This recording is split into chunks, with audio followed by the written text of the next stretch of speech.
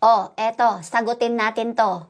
Pag binaliktad ba, okay ba sa babae? Alam mo dong, eto ha, makinig kang mabuti. May mga lalaki talaga na mahilig patiwadin si misis. Abay, kung mahilig kang ganyanin ang misis mo, eto, makinig kang mabuti ha. Hindi lahat ng babae ay nagugustuhan. Ang mga pinapagawa mo sa kanya ay abay, lalong-lalo na ang ganyan. Naku, Dudong. Buti sana kung marunong ka naman sa schedule nyo. Yung ibig kong sabihin, nagbibigay ka ng time sa kanya. Yung nag-e-effort ka ba?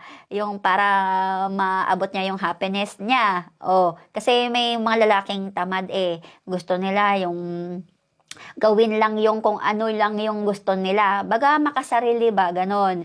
Gagawin naman ng babae yan, yung pinapagawa nyo, kahit ano kahirap pa yan. Pag alam niyang ikaw, nag-e-effort ka din. Hindi ka tamad ba? Kung sarili mo lang yung iniisip mo, tapos mahirap pa yung pinapagawa mo, ikaw ba naman, pabalik ta rin ng ganyan, abay, talagang hindi magugustuhan yan. Tatanggihan ka ng ano mo, kapareha mo. Kaya ito ha, makinig kang mabuti.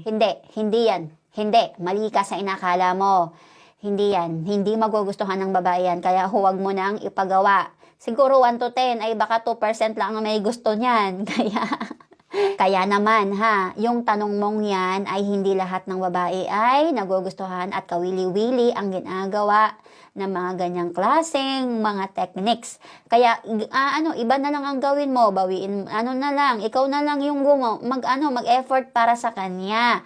Kasi paulit-ulit kong sinasabi dito na ang mga babae ay hirap talagang abutin yung happiness nila.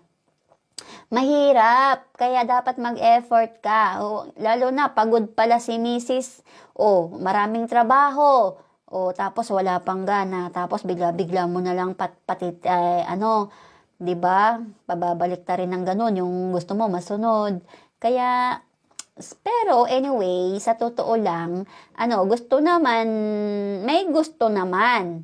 Lalo na pag alam niya sa sarili niya, yung yung kapareha mo, what I mean, yung babae ha, alam niya sa sarili niya na ikaw ay nag-e-effort ka. Kaya advice ko sa iyo, hay nako, mag-effort ka para kung ano yung gusto mong ipagawa sa kanya ng mga techniques ay gagawin niya. Kasi alam niya deserve mo yun ganon yun. Kaya ayun lamang ha, makinig ka sa aking mabuti. Yung mga pinapayo ko dito ito ay payong katotohanan lamang. Meron kasi dito na masyadong pamema. Kaya nga yan.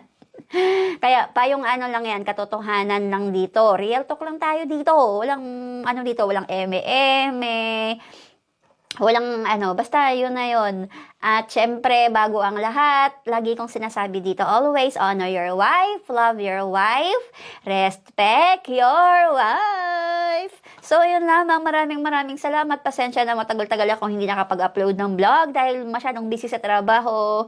Ayun, 10 hours ang trabaho Masyado na tayong naging workaholic. Kaya, ayan, susubukan natin. Itatry natin makagawa ng mai-upload natin dito. At sana, i-share mo na yan, i-like mo na yan, i-subscribe mo naman ako.